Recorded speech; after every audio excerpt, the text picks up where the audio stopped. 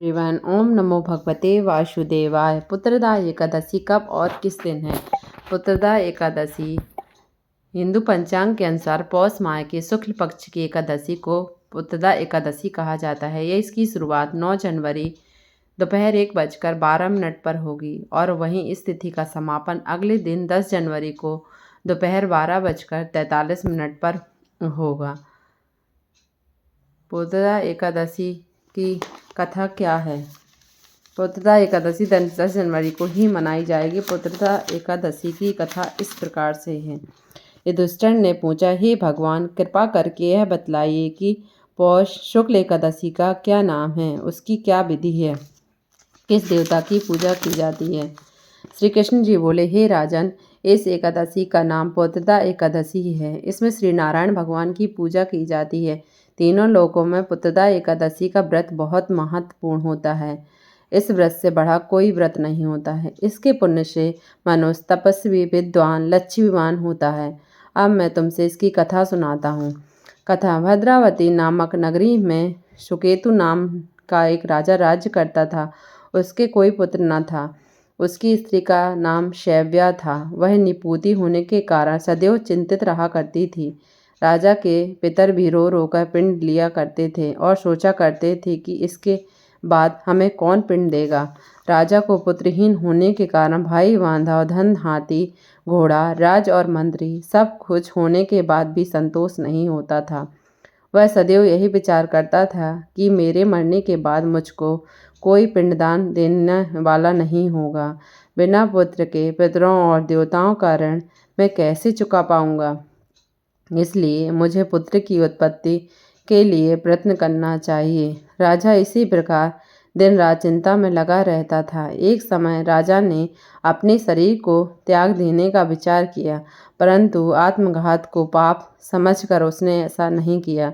एक दिन राजा ऐसा विचार कर रहे थे कि अपने घोड़े पर चढ़कर वन को चल दिए। पक्षियों, वृक्षों को देखने लगे।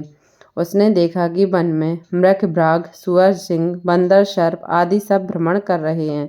हाथी अपने बच्चों और हथिनियों के साथ घूम रहा था। इस दृश्य को देखकर राजा सोच विचार करने लगा। इसी प्रकार दोपहर बीत गई। राजा सोचने लगा कि मैंने कई यज्ञ किए, ब्राह्मणों को स्वादिष्ट भोजन से तृप्त किया, फिर भी मुझको यह दुख क्यों प्राप्त हुआ? राजा प्यास के मारे अत्यंत दुखी हो गया और पानी की तलाश में इधर उधर घूमने लगा। राजा ने एक सरोवर देखा। उस सरोवर में कमल खिल रहे थे तथा सारस हंस रहे थे, विहार कर रहे थे।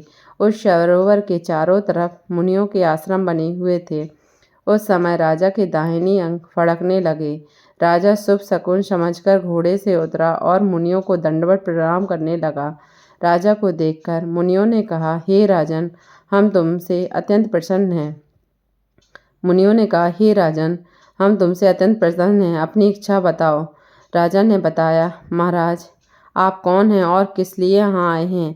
मुनि बोला, हे राजन, आप संतान देने वाली पुत्रदा एकादशी हैं। हम लोग विश्वदेव हैं और इस सरोवर में स्नान करने आए हैं। इस पर राजा कहने लगे कि महाराज, मेरे भी कोई संतान नहीं है। यदि आप मुझ पर प्रसन्न हैं तो एक पुत्र का वरदान दीजिए। मुनि बोले, हे राजन, आज पुत्रदा एकादशी है, आप इसका व्रत करें। भगवान की कृपा से अवश्य ही आपको पुत्र प्राप्त होगा। मुनि के वचनों को सुनकर राजा ने एकादशी व्रत किया, द्वादशी को पारण किया। इसके पश्चात मुनियों को प्रणाम करके राजा अपने महल वापस आ गया। कुछ समय के बाद रानी ने गर्भ धारण किया और 9 माह पश्चात पुत्र की प्राप्ति हुई। वह आगे चलकर अत्यंत सूरवीर, धनवान, यशस्वी तथा प्रजापालक राजा हुआ। श्री कृष्ण भगवान बोले, हे राजन, पुत्र की प्राप्ति के लिए पुत्रदा एकादशी का व्रत करना चाहिए। जो मनुष्य इस महत्व को पढ़ता या सुनता है, उसको अंत में स्वर्ग की प्राप्ति होती है। जय बोलो विष्णु भगवान की जय, लक्ष्मी नारायण भगवान की जय। इस तरह से पुत्रदा एकादशी की कथा का समापन हुआ।